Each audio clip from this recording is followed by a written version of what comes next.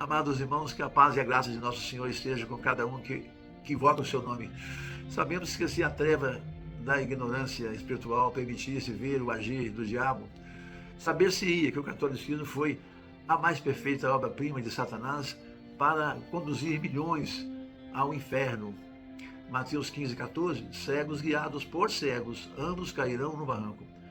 Pois o imperador Constantino, ao criar a sua religião, não permitiu a adoção de preceitos da igreja primitiva dos apóstolos, mas sim ao espírito altivo, imperial, que é o máximo possível aproveitar também costumes dos diversos países de seu vasto império, como por exemplo o domingo santificado e não o sábado, a adoção da missa como ritual oficial, roupas de luxo, como é até hoje, batismo de recém-nascidos e outros absurdos. Mas hoje vamos focar na canonização de defuntos como santos e na adoração de artefatos feitos à imagem deles, totalmente ao arrepio do Evangelho, a nós transmitido pelos apóstolos.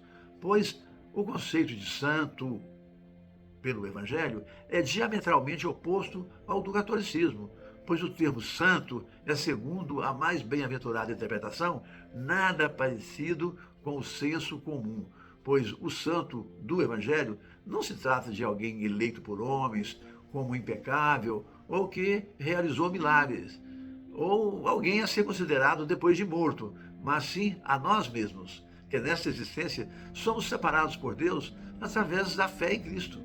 Então, nossa condição de santo é posicional diante de Deus, segundo sua vontade, e não uma conquista moral por nosso merecimento, pois a nossa santificação é em Cristo Jesus. Vamos explicar essa condição posicional, que nos santifica em Deus, com o simples exemplo. Há um fenômeno físico que conhecemos com o nome de osmose, que é a transposição passiva da umidade do ambiente de maior concentração para o de menor concentração. Por exemplo, se você esquecer a sua toalha de banho úmida sobre a cama, quando você voltar, o lençol também vai estar úmido. Assim é a nossa relação posicional diante de Deus. Ele nos santifica só por estarmos posicionados diante dele. Tiago 4:8. Aproxime-se de Deus e ele se aproximará de você. E isso, aos poucos, nos transformará em novas criaturas, cada vez mais santificadas e parecidas com o nosso protótipo, Cristo Jesus. Conforme 2 Coríntios 5,17, se Cristo está em você, então nova criatura você é. Isso é, deixamos de viver segundo o mundo e sua justiça, onde é mais fácil o não praticar crimes do que o não praticar pecado, pois a amplitude do pecado é muito maior do que a lei. Ou ainda melhor explicando isso, é que o sentido do pecado excede em muito ao da conduta criminal. Por exemplo, Mateus 15, 21 e 26, Jesus diz: o que diz a lei? Não matarás? Pois eu lhe digo que quem irá contra seu irmão sem ter motivos, ou quem proferir um insulto a ele, ou quem ainda apenas chamá-lo de tolo, já pecou. Assim vejam que nenhuma das condutas mencionadas pelo Senhor corresponde a crime algum segundo leis humanas, mas a pecados. É como Cristo Jesus ensinou em Mateus 5,20: se vossa justiça não exceder em muito a lei, de forma alguma entrareis no reino dos céus.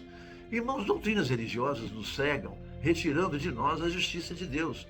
Por exemplo, o se chamar apenas de crente ou de cristão, ignorando que Cristo Jesus nos designou para sermos chamados de discípulos, e não de outra coisa qualquer. Quando aos seus apóstolos disse, em Mateus 28:19, ide pelo mundo e fazei discípulos, batizando-os, etc.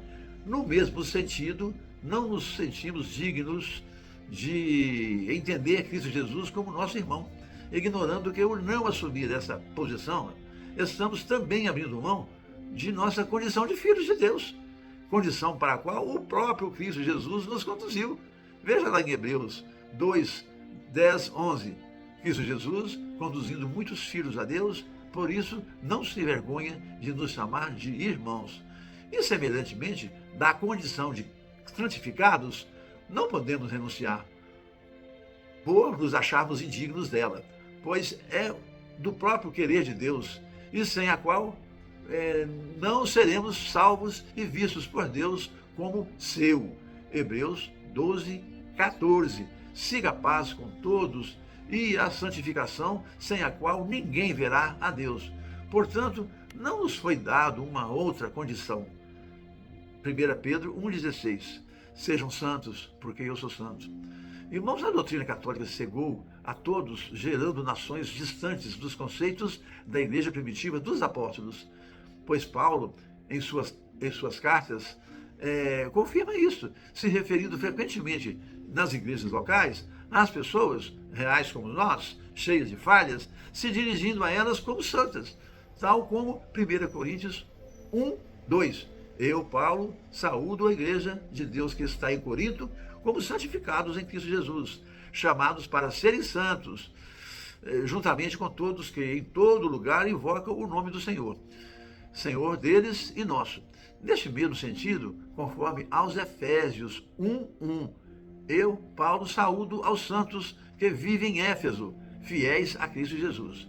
Por isso, irmãos, de um modo geral, o Evangelho não estimula fazermos julgamentos entre nós, pois, segundo Filipenses 3,16, ande cada um de nós de acordo com aquilo que já alcançou. Então, o fato de um crente não ser igual ao nível de santificação que você já alcançou e ao que você pensa que seu irmão já deveria ter alcançado, não deve fazer de você um protótipo, um modelo, pois somos considerados santos não por mérito, mas simplesmente devido à nossa proximidade com Deus, através do Evangelho de Cristo, que nos aperfeiçoa. Tudo conforme Hebreus 12, 1, 2. É Cristo Jesus nossa referência, nosso modelo. É nosso alvo para o qual temos corrido com perseverança na carreira de santificação que nos está proposta, nos desembaraçando de todo o peso do pecado que tenazmente nos assedia. Pois é segundo a semelhança de Cristo que nos ocorre a santificação, assimilando o caráter do Senhor dia a dia, e não segundo ao meu ou ao seu próprio caráter.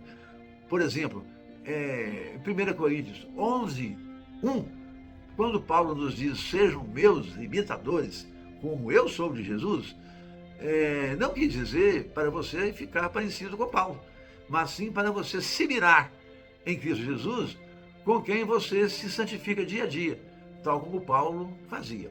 Portanto, como entes espirituais, somos sim santos, pois essa foi a posição na qual o próprio Deus nos colocou frente a ele. 1 Pedro 5, 1 Pedro 1,15. Segundo é santo aquele que vos chamou, tornai-vos vós também santos, porque está escrito, sede santo porque eu sou santo. Mas nessa nossa condição posicional, torna-se necessário que se desenvolva em nós a aceitação, vocação e o bom entendimento sobre isso. Paulo, fazendo tornar mais claro nossa carreira de santo, estabeleceu a perfeição como sinônimo.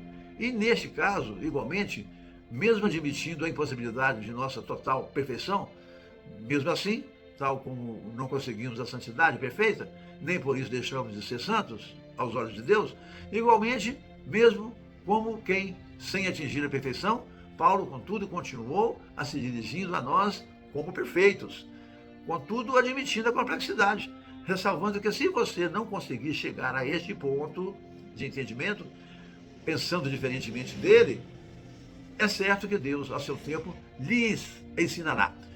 Tudo conforme está em Filipenses 3, 15 a 16. Todos, pois, nós que somos perfeitos, tenhamos esse mesmo sentimento. E se porventura pensais de outro modo, também isso Deus vos esclarecerá. Assim, mesmo sabendo que jamais alcançaremos a perfeição que há em Cristo, somos santos porque o invocamos. Somos santos porque temos almas arrependidas, porque, como seus discípulos, exalamos o seu perfume e também levamos a nossa cruz. Meditem e repassem o vídeo. Até o próximo encontro.